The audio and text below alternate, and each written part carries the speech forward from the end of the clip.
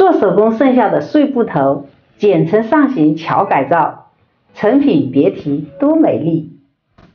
拿出我心爱的蜡染布头，用裁剪好的纸样在布料上画出，裁剪出花瓣10片，叶片6片，再分别剪2个花托，把花瓣和叶片分别两缝合。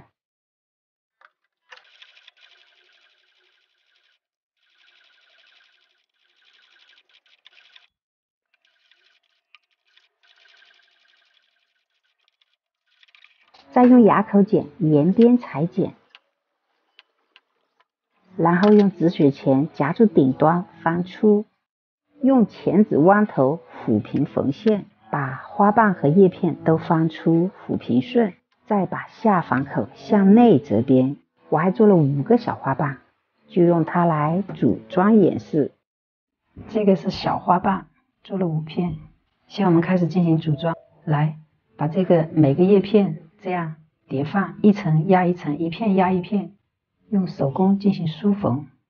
从一半的位置这里开始缝合，大针脚梳缝也就5毫米，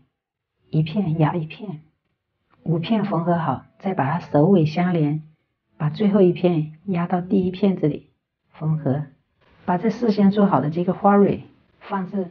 这个花瓣的中央，把这个缝合这个线抽紧，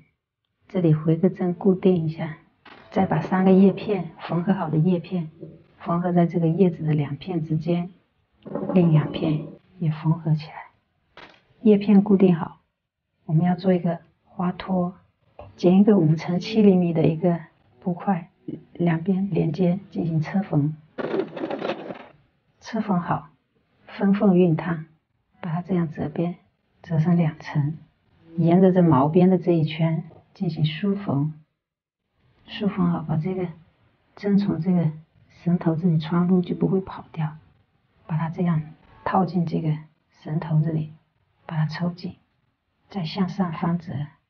这个底托把这个花瓣的这个根部全部包进去，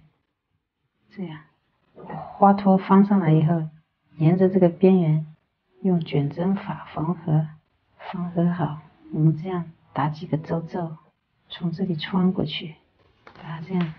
就有这种皱褶感，就是不同的位置这样缝合一下，缝出它的沧桑感。就这样皱几个皱褶，一朵玉兰花就付之欲出。把针穿入这个底部，打结固定，把线头缠起，玉兰花就完成了。